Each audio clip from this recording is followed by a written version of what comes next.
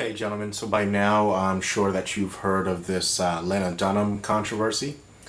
And Razorblade Candy made a video on this that's going to be in the description box. Check it out and subscribe to this channel if you haven't already. And I think it's time that I should add a bit of my perspective on this whole issue. So I'm going to explain to you briefly what started the controversy. And this controversy started because of Lena Dunham's memoir. I believe the title was Not That Kind of Girl.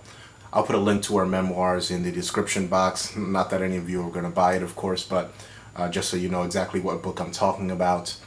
But in this memoir, she admits to various acts that could arguably be considered sexual abuse. I say arguably because some of this behavior took place in early childhood, and as we know, children are sexually inquisitive beings, and they're curious about sex, and as long as this curiosity is not abused, then childhood sexual curiosity is a normal part of childhood development. The reason that I say arguably is because I believe that if Lena Dunham were a boy, if she was a boy doing these things to her sister, that boy would have, even at the age of 7 when these incidents began, that boy would have been labeled a sexual predator by society. Now, the incidents in question in these memoirs are as follows. First, Lena Dunham mentions that at the age of 7, spurred on by curiosity of the female sexual anatomy, she decided to observe her 1-year-old sister's vagina, and in doing so claimed that to her horror, her 1-year-old sister had inserted pebbles into her vagina and then cackled with glee at her and her mother discovering this. Now, this has been met with a good amount of suspicion, and rightly so.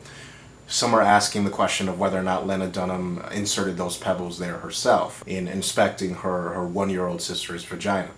And I'm sorry for the graphic language, but, you know, we're all adults here. So after that, Lena Dunham then goes on to describe more incidences of sexual exploration that include bribing her sister with candy in order to kiss her on the lips for a duration of 5 seconds, and various other acts which she refers to in her memoirs as, quote, basically anything a sexual predator might do to woo a small suburban girl, I was trying, end quote. She also mentions that after her sister would get in her older sister, Lena Dunham's bed to sleep when she didn't want to sleep in her own bed, maybe due to nightmares or whatever, she, Lena Dunham, would casually masturbate next to her sleeping sister, even at the age of 13, which would put her sister at about an age of 6 or 7 years old. Now, this commentary highlights a few things that I want to talk about, one of which being the damage that the presumption of motherhood and the presumption of female sexual acceptance without bound has wrought on our society, and how once again it's very easy to confuse this as a direct cause of feminism, but if we look deeper we'll find that once again it all boils down in its essential form as a manifestation of gynocentrism. The feminist media is currently bending over backwards in an attempt to dismiss this as simple and normal childhood sexuality, and I gotta admit I'm rather enjoying it, watching them try to reconcile a 13-year-old teenage girl masturbating in bed with her 6-year-old female sibling, knowing damn well that if it was a 13-year-old teenage boy doing the same in bed, he'd be in jail, and feminists, and indeed most of society, would want to see him punished to the full extent of the law and convicted in the court of public opinion. But it looks as though right now the consequences, the only consequences that are coming for Lena Dunham are going to come in the form of, at the most, decreased book sales. The important question in all this is implied in the following statements of fact. A. We live in a time where young boys as young as the age of 6 can be suspended from school for sexual harassment, and I'm going to provide to you a video to back this up. They can be suspended in school for sexual harassment for the mere act of kissing a girl. B. We also live in a time where female teachers routinely get away either scot-free or with a relative slap on the wrist for having sex with male students, and when these teachers sometimes end up pregnant by the underage boys they took advantage of, the state forces the boys to pay child support. The comparison being, of course, that an underage girl who was statutorily raped by a man who was of age, and then through some extraordinary set of events, that man gains custody of the child after birth, the equivalent would be forcing that underage girl to pay him child support. And this, of course, never happens, and with good reason, but it does happen to boys. And lastly, although I'm leaving out many more double standards here, we live in a time where a 73-year-old man, and there's going to be a link for this in the description box as well, a 73-year-old man can be asked to leave a Barnes & Noble's bookstore for being alone in the kids section looking for books to gift to his two grandsons because, quote, a female customer told store officials she was uncomfortable that a man was in the children's section unaccompanied by a minor, end quote. Now that last one is important, gentlemen, because it highlights the attitude that our society reinforces and that women reinforce, that implies that because women give birth to children, that they somehow are entitled to or hold dominion over having access to children in early age. And this is what we call the presumption of motherhood, or in the general sense, the presumption of female sexuality being incapable of maliciousness. This all stems from what I believe Stardust has referred to as humanity's first great religion, the worship of Ishtar and then of Venus and then later of the Virgin Mary, which are all just the religion of the womb, the golden uterus.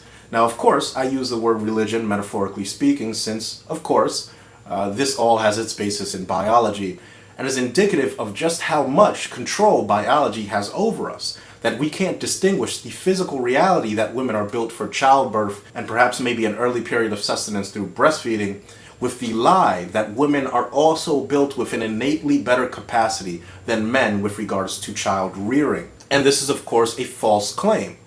The female hardware, her womb, her breasts, etc., they all serve functions that have either been replicated or will be replicated in the future by the progression of science and technology. Her breast milk has been replaced already by artificial breast milk, Similac, for example. And yeah, I know, although Similac isn't quite as healthy as a mother's breast milk is for an infant yet, the key word in that sentence is yet. Because in the future, I see no reason why science will not determine exactly the components of breast milk down to such specifications as the unique genetic signature of a particular mother's breast milk to her infant child. So let's say that it's discovered, and I believe there's evidence to support this already, that a mother's unique breast milk interacts somehow with the intestinal flora of a newborn child's gut. Some as of yet unknown, perhaps epigenetic process silences certain intestinal genes that will regard the proteins in its mother's breast milk as foreign. I don't know. Let's say that happens. That's just my speculation. But what I can say as a certainty is that we will eventually develop breast milk that will match exactly natural human breast milk. And I go as far as to say that we'll eventually develop artificial breast milk that will be more nutritious and more beneficial to newborns as his mother's breast milk will be. So I make the argument that the female anatomy and the female hardware that confers benefits onto infants and young children will eventually be negated as our understanding of biochemistry and genetics advance. And with that said, once again, what is in my opinion a bit of a golden rule applies here. That is that technology, even though it will outpace the anatomical realities that have conferred the presumption of motherhood into our culture and injected it into our culture, the presumption of motherhood will in fact remain in our culture and customs and will be ingrained into our society. And so the problems that will arise from this, if you're looking at it through this context, can be easily identified in our cultures and traditions. And since these topics, of course, have much to do with gender, it is through the lens of the dominant gender narratives that we must analyze them. These two gender narratives being, of course, feminism and traditionalism, which again are derivatives of the gynocentrism our society is built upon.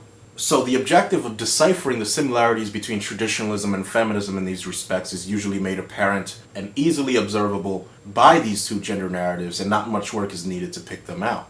Traditionalists, both male and female, put forth this idea that a woman's natural place is to raise children, to keep the home, to be the caretaker of the offspring, while the man's duty is to provide and protect. And the reward for that protection and provision rendered by the man is defined explicitly by all aspects of female sexuality. It's defined by her ability to dispense sex, her ability to carry and incubate a child in her womb. And this creates the perception in our society that these abilities are both the domain of and the contribution from women to our society. Thus, it should be of no surprise that a woman, a feminist woman, who wishes, of course, to latch on and to preserve these customs that traditionalism reinforces, as we've seen feminists do time and time again, would feel entitled enough to publish memoirs in which she describes a sexual act with her underage sister that would land boys, even underage boys, in some serious shit. And this is why women are emboldened to take advantage of male students and have sex with them, knowing that society, both men and women, will perceive it as some sort of lesser offense at best, and even a beneficial act for the boy being taken advantage of at worst. This modern traditionalist custom of the 9-to-5 provider husband also separates the child from his father at an early age, And if you watch a video, this is going to be in the description box. If you watch this video of physicist Richard Feynman describing the effect his father had on him in early childhood, if you watch him describing how his father used visual aids to convey to him certain laws of physics and certain anatomical dimensions of dinosaurs, for example, if you look at him, and I mean really look at him, watch the way he describes it kind of longingly with a reverence and nostalgia for his father hidden just beneath his eyes, right? If you look closely, you can see it. This man was one of the most influential physicists of all time, one of the greatest minds our species has ever produced. His father was a military uniform salesman. His mother was a homemaker, or in other words, a housewife and a stay-at-home mother. So the point of me bringing all of this up is to highlight how this presumption of motherhood affects the transmission of wisdom between father and son. It's a bit like asking how a brilliant scientist or physicist who lived in an age of religious superstition may have progressed without these superstitions had he lived in an age of rationality and reason.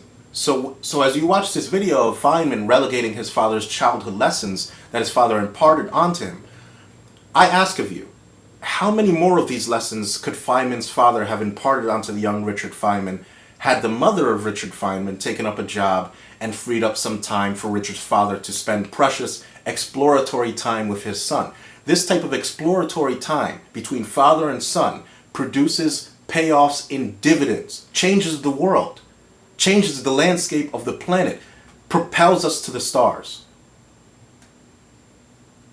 How many fathers today, because of traditionalist and feminist and originally gynocentric customs, are working right now forgetting something that they've wanted to tell their sons about that will never get to them because, there's a work deadline to meet. So again, we're eventually going to be able to do everything that a mother will be able to provide biologically for children. This is a simple matter of male invention, which of course, as I've just described, is inhibited by gynocentric custom.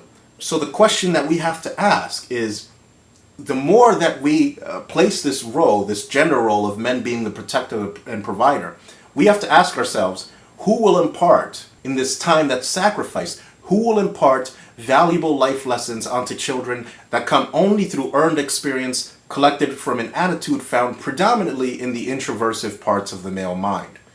Observe any kind of single mother ghetto and tell me, are the products, the children of these neighborhoods, are they innovating? Are they producing insight? Are they flourishing? Are they developing a renaissance of thought and invention and innovation? Are they? Or are they stagnating, suffering? Are they killing each other, being aggressive towards each other, tearing each other down? Who will confer this? Can technology confer that? How could technology confer that if technology and knowledge and exploration are functions of this? Again, Esther Vilar, a woman herself, once said in her book, The Manipulated Man, that a woman who was sufficiently physically attractive, who also had the IQ of a chimpanzee or some kind of lower ape, can still be a functioning member of society simply by virtue of being an attractive and fertile female. So by definition, if that's true, if you agree to that, then by definition, women will have developed themselves in terms of innovation and creative thought less than men. It is a simple fact if you agree to that original condition. Given that scenario, men will still line up to pay for this woman so long as they have sexual access to her. And it is that dynamic, stemming from our gynocentric nature, that has informed many aspects of traditionalism and quite a few aspects of feminism as well, and especially our ability as men and as a society as a whole to not question or regulate female sexual dysfunction and deviancy. The variety of sexual dysfunction that led this Dunham character to feel emboldened enough to publish in her memoirs what she was doing to her sister. And sure, of course, there's a bit of a public outcry now, but that's going to pass over. Is she going to jail? Would a man go to jail for masturbating even 20 years later after it's discovered that as a 13-year-old, he would sit in bed next to his sleeping 13-year-old sister masturbating? Well, we all know the answer to that, don't we? More to come, gentlemen. Thank you for listening.